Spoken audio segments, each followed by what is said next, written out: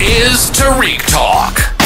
Your host, Tarik Mendes, takes you on a journey with guests from all around the world. Broadcasting around the world. Around the world. This is Tarik Talk.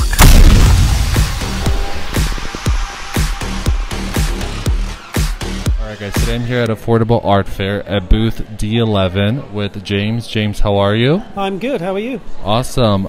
Can you tell us your gallery's Instagram, please? It's Signet Contemporary Art, Chelsea, in London. Perfect. And is this your first time at the art fair here? No, I've been coming here for about 5 years, every 6 months, so I've been here 10 times. Oh wow, that's amazing. Yeah, that's amazing. Can you tell us about the artwork that you have in your booth? Carefully curated artists. I've been showing quite a few of my artists here every 6 months for the past 5 years. Okay. I always like to introduce new artists in. I only sell originals, one-offs, no prints, no editions. Okay. They're just one-off pieces. I find that's easier for my clients to select something which no one else has got. Yeah. Every 6 months when I come here, I've always got a new collection of works, new collection of artists. I've got about 10 artists on the stand at the moment, and I'm pretty sure that they're all going to be well received. That's awesome. Yeah, the booth looks amazing. And how many artists do you have in total? 10 artists just here, but I do represent over 130, I believe. Oh wow, okay. I do a lot of shows all around the world, so this is just one of my little watering holes that I go to. Nice, nice. And are you the founder of the gallery? Me and my wife. Oh, nice. Yes, my wife originally found her. I just brought it up to a little bit further along. Yeah. I've been working in this company for 10 years. Oh wow. And how was because a lot of listeners love to hear the process of the founders. How did what made you guys start your own gallery? It's kind of like a partnership. My wife used to work in a gallery over in Mayfair. Okay. For 8 years she managed the gallery over there. I was an engineer for 21 years. Oh wow, that's I nice. decided to.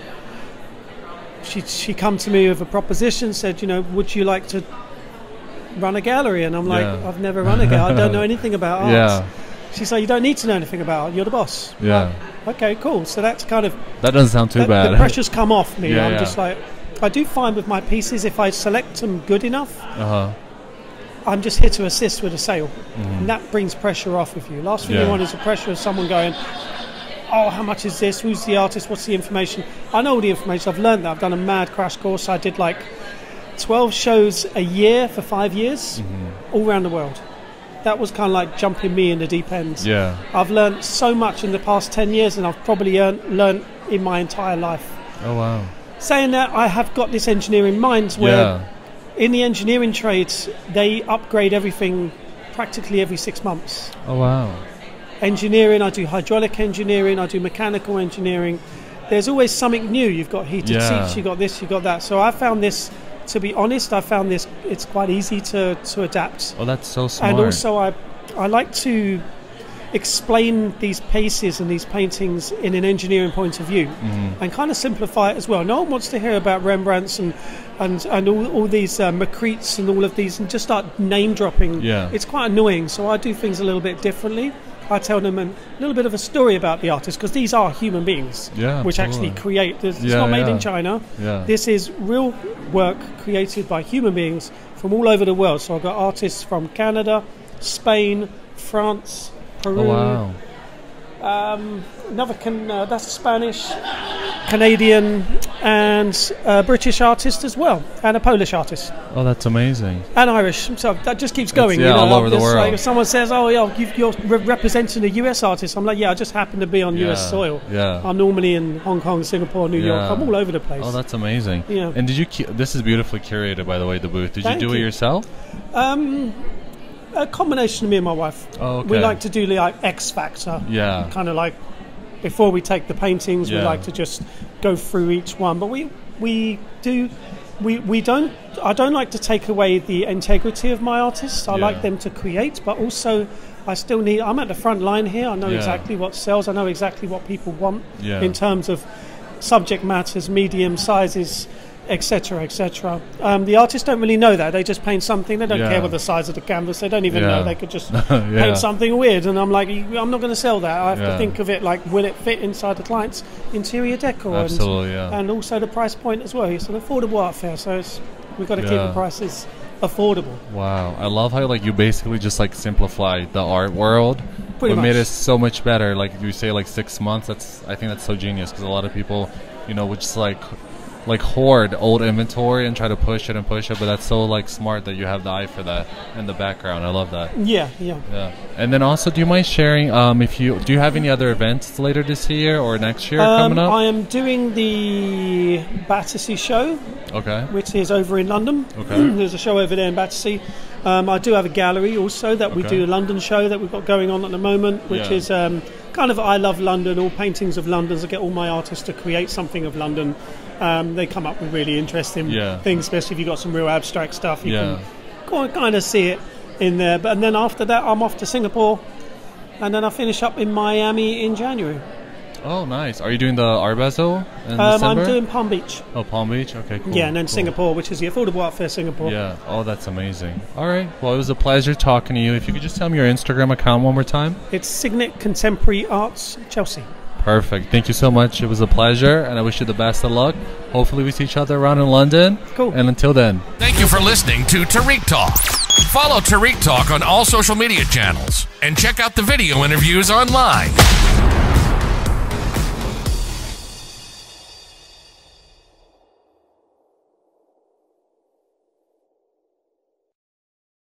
This is Tarik Talk. Your host, Tarik Mendes, takes you on a journey with guests from all around the world. Broadcasting around the world. Around the world. This is Tarik Talk.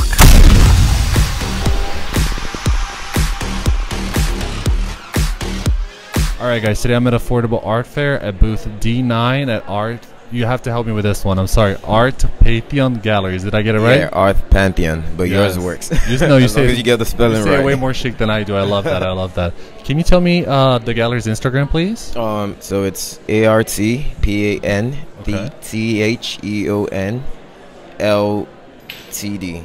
Perfect. Thank you. Yes. And can you tell us about the booth that you have here? Oh, great. So we're a first-time gallery from Lagos, Nigeria, and we're exhibiting for artists, and it's been interesting to see how our works resonate with people. I believe that we are showing a different style of art, African art, to the New York audience. It's also our first time exhibiting in New York, and it's been amazing. Our artists are really focusing on the male perspective of mental health, and a work that unfortunately people can't see it, but right here this work is representing the responsibilities that comes with being a man, and he's metaphorically representing that with a balloon, and that's meant to show the amount of things the average man has to carry on his shoulders. Yes, that's very cool. I'll make sure to share the picture on Instagram.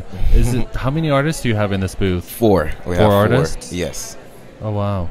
So are they divided by like how did you guys curate this? Is it by like each was an artist? We definitely were going for cohesion, and you can kind of see that right away. And I think we did a good job because a lot of people who have come in and probably assumed that they were all done by the same person, which is a good sign. You can't tell the distinction right away. But yes, we handpicked them.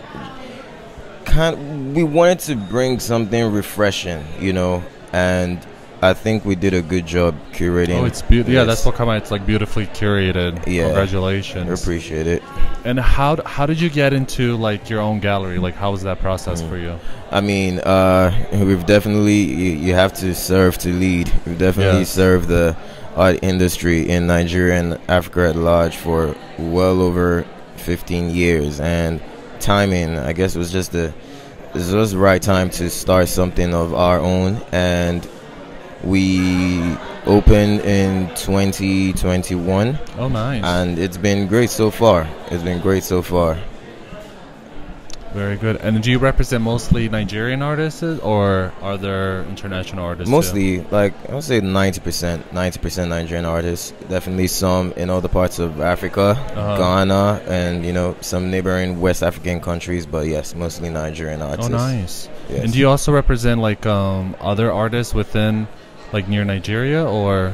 Oh yeah, we represent a lot of artists. Unfortunately, we can't bring everyone. No, of course, yeah. Shipping costs would be crazy. So hopefully, if we're back in spring, which I would hope we would be, we definitely would love to shuffle things around and just give people a different taste of what we have. Yeah. And are most of your artists medium? I see that it's like painting. Yeah. So the majority of them they deal in acrylic and some oil, and then you have like the mixed media folks.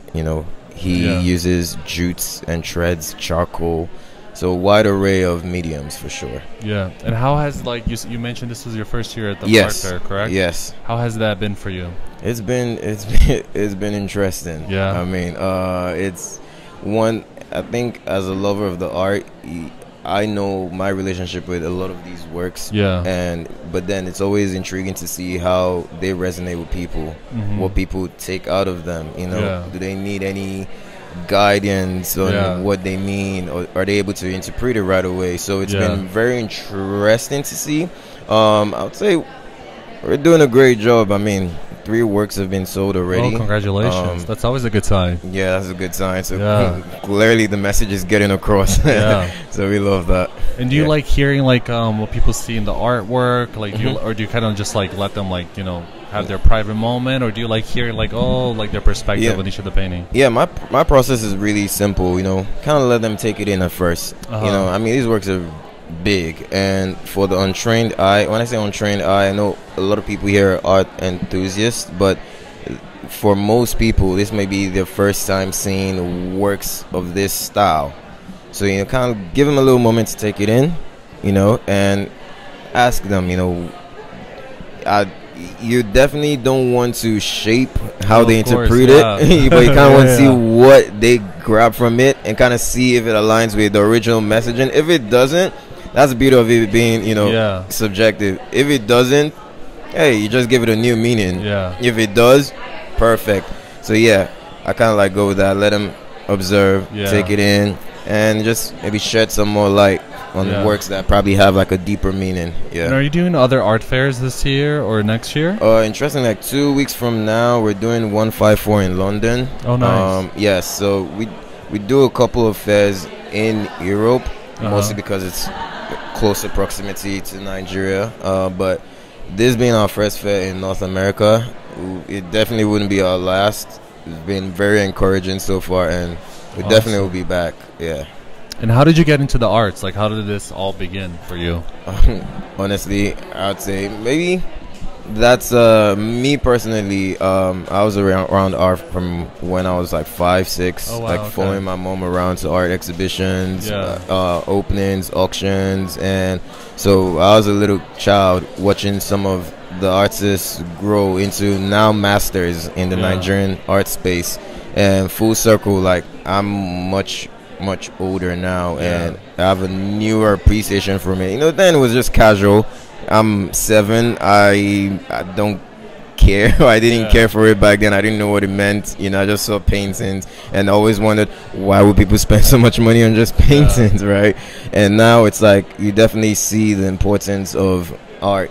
For some people it's their way of releasing. Some people it's their way of coping. Whatever it is, it's beautiful. Perfect. Well, it's been a pleasure talking with you. Thank you so much for being on the podcast. Absolutely. For everybody listening, we're in booth D9, so please come make sure and check it out. Are you going to be here every day to talk with people? Yes, every day. We're here every day up until Sunday. Yes. Okay, perfect. So thank you again, and hopefully we see each other in London or another place of the world. As long as we see each other, that's great. Yes. Thank you for listening to Tarik Talk. Follow Tarik Talk on all social media channels and check out the video interviews online.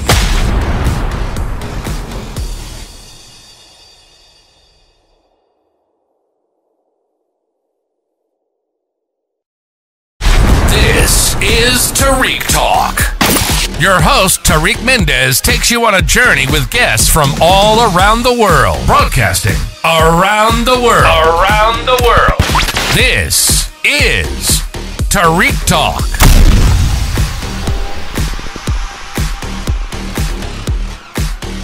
Alright guys, today I'm at Affordable Art Fair at booth D7.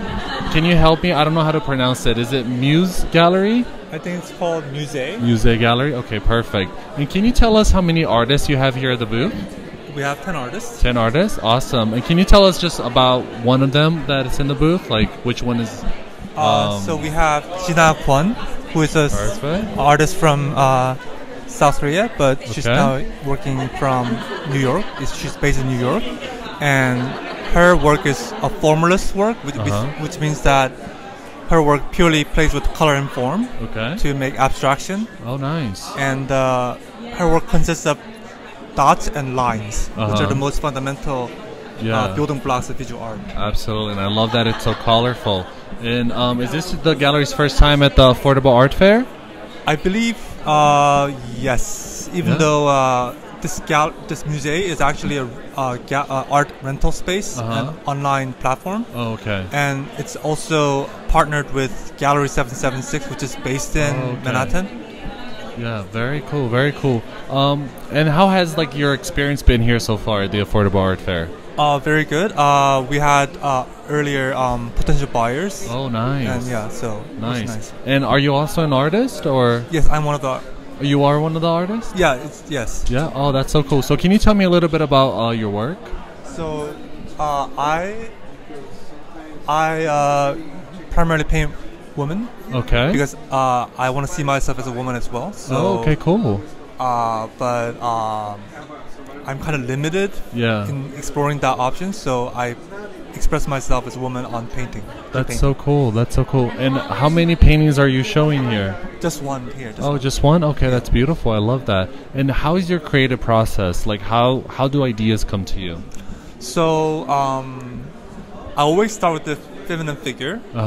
But then everything else, I think of a pose that relates to like a story or narrative. Okay. And then the pose of the figure anchors onto a canvas in terms of like a space or composition. Yeah. And within that composition, I fill it with other elements that tell more of a narrative and symbolic things. Oh wow, that's so nice. And is this what kind of medium is this? Is this oil or acrylic? Acrylic, but it's open acrylic, so it nice. acts like oil. Oh, it's yeah, I couldn't drying. tell. Yeah. That's very cool. And are you an artist that you like to paint in the daytime or the nighttime? Or nighttime. Nighttime? Yeah. Can you share with us why do you prefer the nighttime? Because I work during the day, and then at night, I get basically desperate about my life and my art. And you need to relax. I want my art to be like an escape route from the mundaneness of my life. Yeah. So then that pressures me to pursue art and painting more seriously and more earnestly. Oh, that's so cool. And then how is it for you? Like, do you write down all of your ideas, or like how do you keep track of all your ideas so you can paint them? So for me, everything comes in spontaneously in the moment of creation. Okay. So I can visualize the image in my mind and the story behind it. So I don't really make sketches or take notes. Oh wow, so it's just organic for you. Yeah, it's like having a dream, and you wake up from the dream. That's and so cool. You try to interpret it. Yeah. So I make the painting, and then I try to interpret what I painted. Oh wow. It's like a little bit weird. But that's so difficult. A lot of people do the drawing before, and that's so cool that you do that. Thank you. And then how is like before you start to paint? Do you like how's your creative process, like the studio process? Do you have to have a coffee? Do you have to meditate, or can you just sit down and start painting right away? So I just turn on music. That's the most important thing. Okay. And then depending on the music, whether it's kind of like happy or like upbeat or even energetic, or even sometimes different emotions can come out. And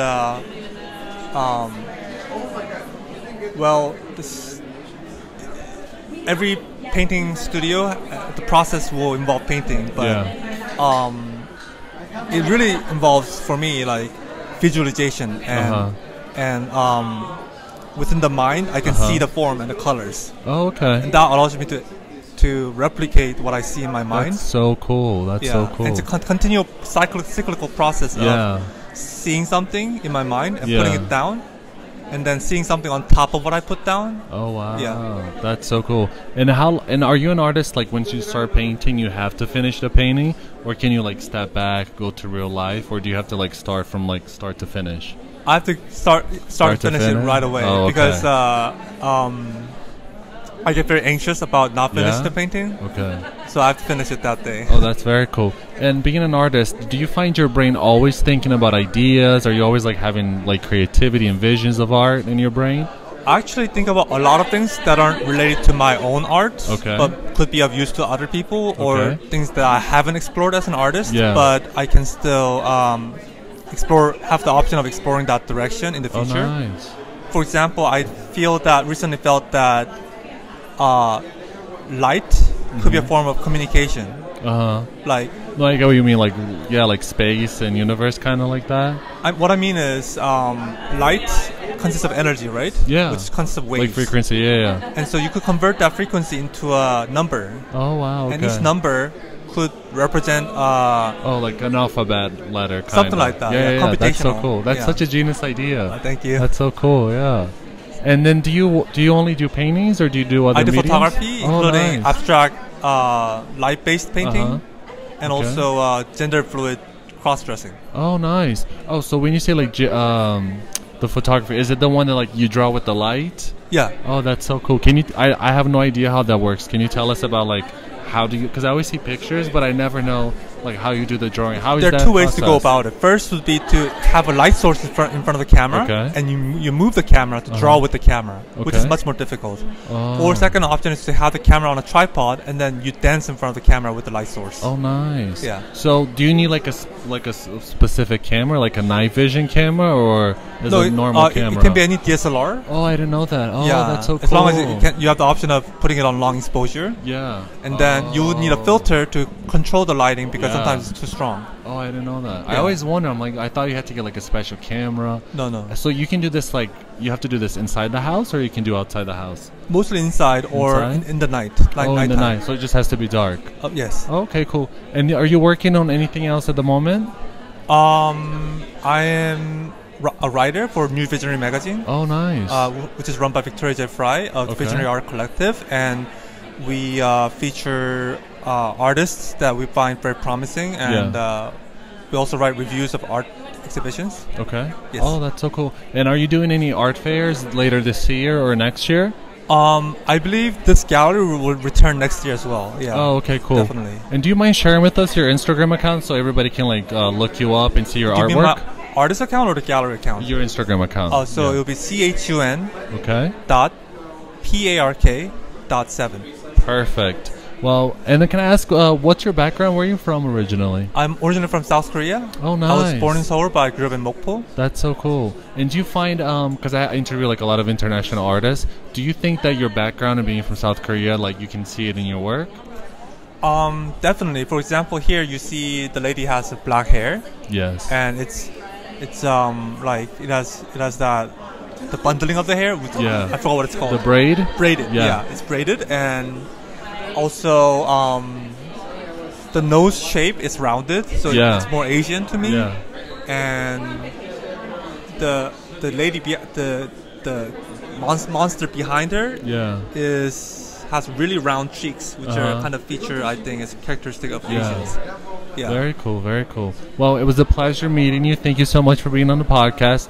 Hopefully we see each other around on another art fair. Wish you the best of luck. And until next time, thank you again so much. Thanks so much. Thank you for listening to Tarik Talk. Follow Tarik Talk on all social media channels and check out the video interviews online.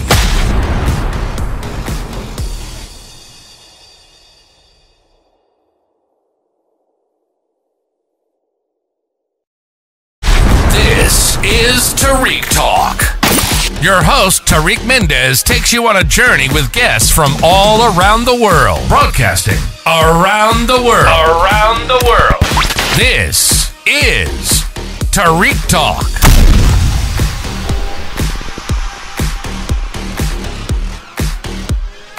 All right, guys. Today I am at Affordable Art Fair at booth F3 with Harsh Collective. Can you tell us about this amazing gallery a little bit? Yeah, so I'm Etta, the founder of Harsh Collective, and we're here today with 3 female artists, all kind of talking about the places they call home outside of the U.S. So we have Johanna Castilla, who is a Finnish artist, Uzo Njoku, who's a Nigerian-born artist who grew up in Virginia and is now based in New York, and Gabriella Kramer, who is from California and moved to Israel for about 12 years and moved back a couple years ago. Oh, that's so cool. Are you the one that curated the booth? Yes. I just gotta say, it looks amazing. It's so well curated. It Thank like grabs you. your attention. So you have a total of 3 artists, correct? Yes, in this booth. Okay, that's so cool. And you represent more artists in your gallery? Yeah, we've worked with probably over 40 artists in total, but we don't exclusively represent any of these artists because we don't have a permanent location, so we don't want to limit them to just showing with us when we can't be sure what opportunities we'll have for them. Absolutely, that makes so much sense. And is this your first time at the Affordable Art Fair? It is, yes. So we were lucky enough to receive the fellowship, and it is a program for 3 editions of the fair, and this is our first time around. Oh wow, congratulations, that's so cool. Thank you. And do you have any other art fairs you're participating this year or next year? So we just participated in Spring Break Art Show. But nothing else. Thank you. Nothing else for this season. Okay, awesome. And then, like, how, a little behind the scenes, like, how did you put this together? Like, how was that experience for you? Yeah, so I've worked with all of these artists before.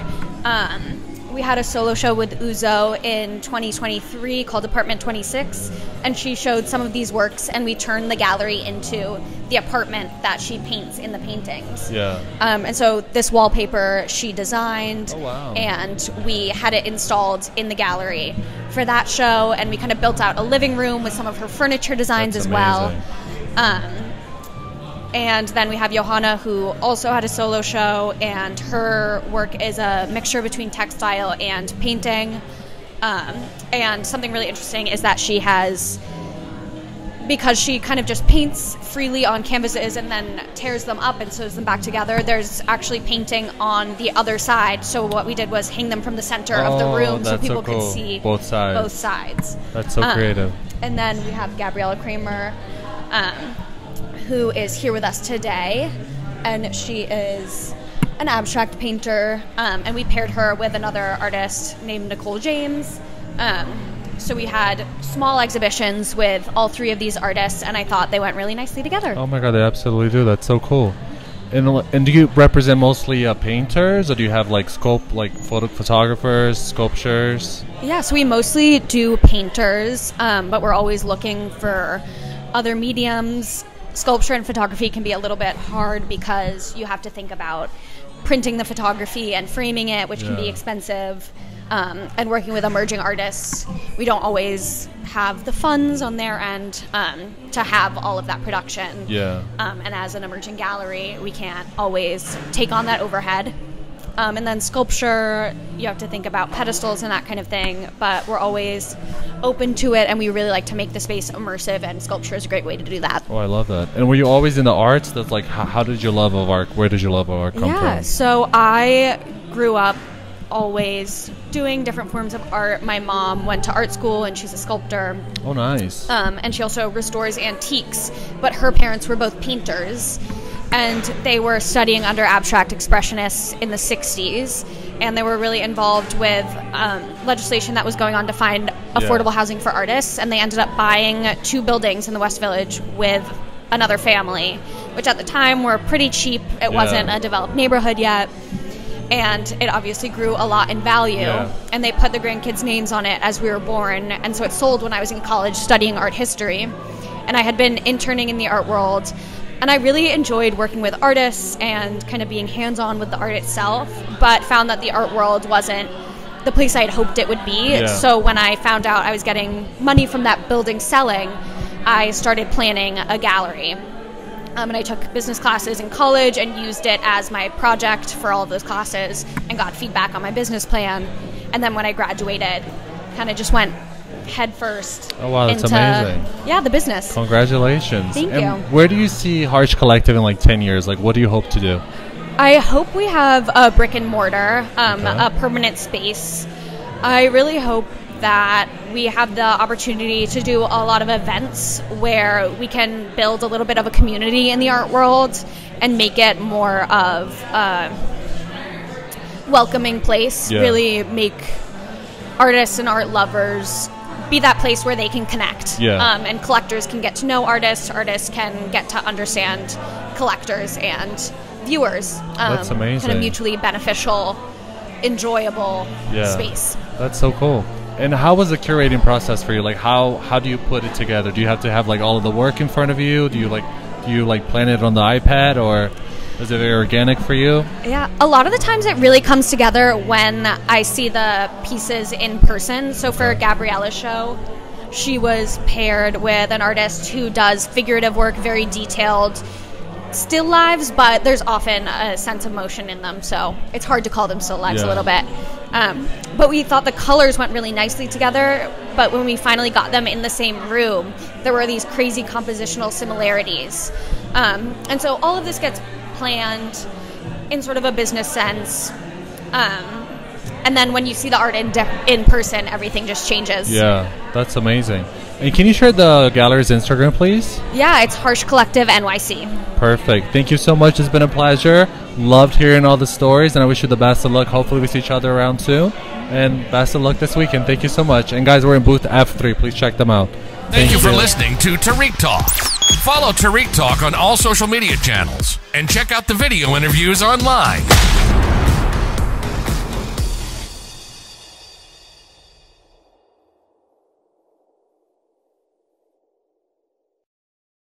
This is Tarik Talk. Your host, Tarik Mendes, takes you on a journey with guests from all around the world. Broadcasting around the world. Around the world. This is Tarik Talk.